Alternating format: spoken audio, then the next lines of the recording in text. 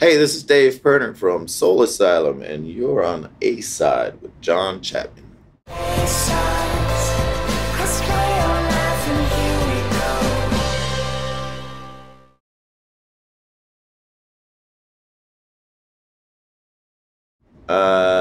Change of Fortune was created.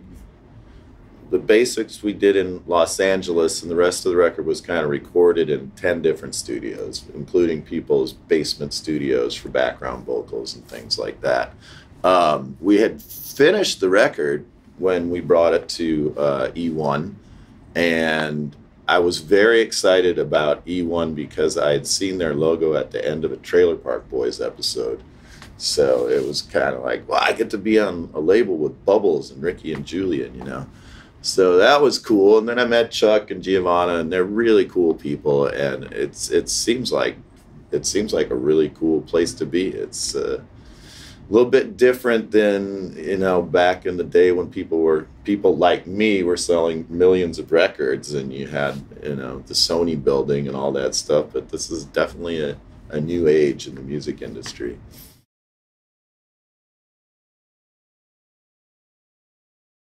Yeah, there's really good news. John Fields is moving back to Minneapolis. So we used to have to go out to LA and work in his studio out there to sort of cut the basic tracks. And John is an amazing multitasker. He can sit at the console and operate the whole board and play bass at the same time. So that was kind of our modus operandi for a while. Michael and me and John would sort of cut the basic track. But I'm very excited that he's moving back to Minneapolis, and I've been spending more time in Minneapolis. And until he gets fully settled, he's not going to have a lot to do. So me and Michael are trying to take advantage of his moving time to get in the studios immediately and just start recording anything and everything. Yeah, I mean, I think it's going to hopefully change just about every aspect of the logistics for the better. I mean, flying out to LA and all that stuff is never cheap. So we got that going for us. And yeah, I mean, being in Minneapolis and having Ryan and all the friends that we have that play music and have crazy instruments and all that stuff, it's just much different than being someplace where you don't know everybody and you're kind of scrambling around and somebody's going to rent you something for as much money as they can get out of it, and more likely we'll be able to just borrow stuff. So that's always good on the old budget. And yeah, everybody gets to go home at night, which is always a little better than a hotel room.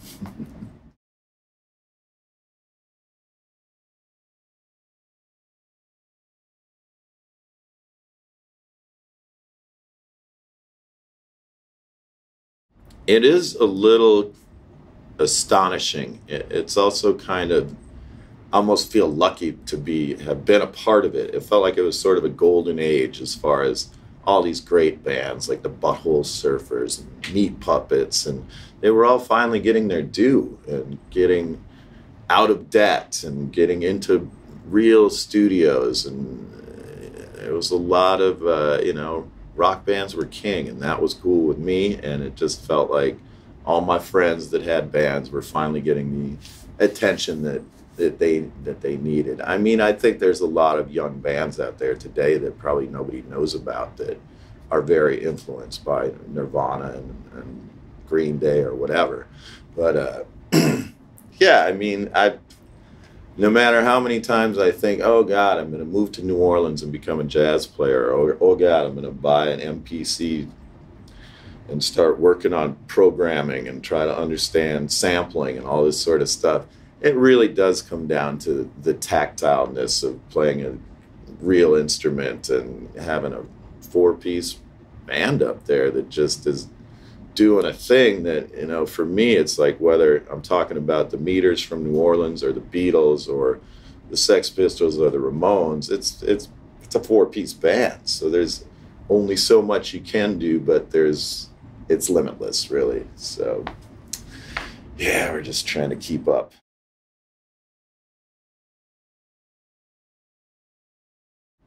Yeah, I mean, if I listen to my first record, I just go, wow, I hadn't really figured out how to sing yet. And I think that's such a key part of what made punk rock so liberating for so many people, is you didn't really have to be a great singer, and you had all these people that were really expressing themselves regardless of whether or not, you know, their sister thought they were a good singer or whatever. And my sister was like, Bob Dylan's a terrible singer. And I was like, that's ridiculous, you know. So you get this thing that, you know, I think also kind of influenced the hip hop thing in a way that you didn't necessarily have to have a singer. And you could find that, you know, a couple amps and a guitar, or 2 turntables and a microphone, or whatever the case may be. It's affordable to pull it off and express yourself. And I think there's something great and grassroots about that.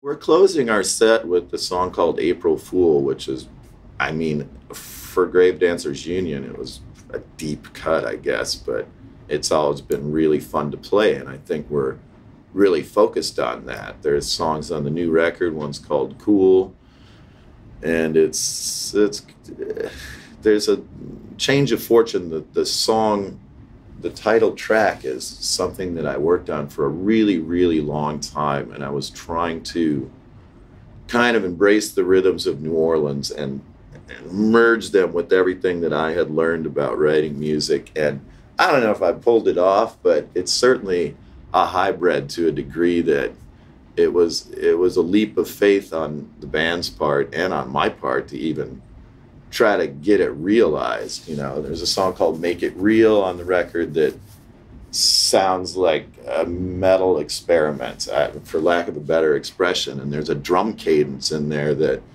I'm pretty sure it's like just from listening to marching bands during Mardi Gras and stuff like that, you know. So there's a lot of things that are coming from all over the place that kind of make it a challenging record to record, and hopefully a fun record to listen to, you know.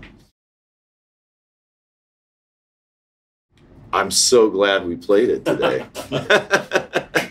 And yeah, I mean, the funny story about that song to me is I was going to a music store in Minneapolis, and some dude on a bicycle came up to me and he said, "You really need to see the movie Misery." And I didn't know what he was talking about. And I just wrote a song called Misery just because somebody said, "You really, like, who stops somebody on the street they don't know?" So I had no idea what the movie was about. And of course I saw it later and didn't even know that it was based on a Stephen King thing. And that kind of all, I was like, oh, that's why that dude wanted me to see that movie. But I'm glad that it's relevant. I sometimes wonder what's relevant and what's not relevant, but I guess it's got some staying power as far as what the lyric is kind of delivering on a life can be very frustrating sometimes level. They used a song called Can't Even Tell for Clerks, and that was kind of they were looking for material, and we recorded it and gave it to Kevin, and he liked it. And then he decided he wanted to make a video, and it was great because everyone was in character, and it was kind of like being in Clerks. We're playing hockey on top of the convenience store, and it was just a really, really fun atmosphere. And I just went, wow, I wish I could do more stuff with Kevin. And then I was at a party in LA, and Harvey Weinstein, of all people, came up to me and said, "Hey, you know, Kevin's making a new movie. Do you want to do the music for it?" And I was like, sure. And I thought it was just like party talk. But next day I got the call from Harvey's office. I got the job. I went out and talked to Kevin. We hung out and watched the movie, and then I watched it a zillion more times. But scoring a movie is one of the funnest things I think I've done, as far as, wow, this doesn't really feel like a job. And playing to picture is really fun because you feel like you're choreographing the dialogue. Like the dialogue is the singer, and the background music is kind of the music behind it. So it turned out to be a really fun thing. And by the time we were sitting in the real studio and they were looping, and Jay and Bob were going into the room, and they were just like It was really funny. Kevin's like, call me a fat ass, call me a fat ass. I'm like, it was really fun. And the movie ends and he goes, I don't think there should be music right towards the end there. And I just went, it's your movie, Kevin. You do whatever you want with it. But he's like, is that okay? And I'm like, it's your movie, man. So yeah, and then he used a few more things, and yeah, I hope I get to work with him again. I think he's great, and he's really fun to be around, and he's a super smart guy.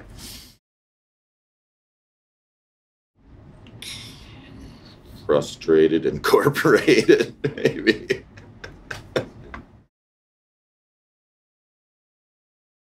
Ooh,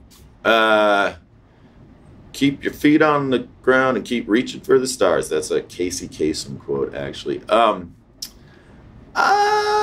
Yeah, try not to fall on your head, and you know, things are going to change pretty quickly, and try to you know, adopt and not pee your pants and stuff like that. And you know, music is really fun. I mean, kids respond to it at a very young age, and that's really exciting to watch, just how they react to sound and what they end up sort of gravitating towards. And it's not, yeah, it doesn't have to be kids' music, but I think every parent gets into it. They're like, oh, well, we should start listening to kids' music, buying kids' music for our kids. And more often than not, I mean, I don't know how old Eli was, but there's a song called Cottage Cheese by a band called Crow, and in the middle of it, there's this like just crazy psychedelic jam. And he called it the freak out part. And every time it came on, he'd run around the table as many times as he could. It was just hilarious. He'd go, freak out, freak out, freak out, freak out. That was just a very precious memory for me. Then I made him listen to Tangled Up in Blue almost every night at Rockin' to Sleep and listening to my favorite records. And yeah, I was trying to brainwash him a little bit, maybe.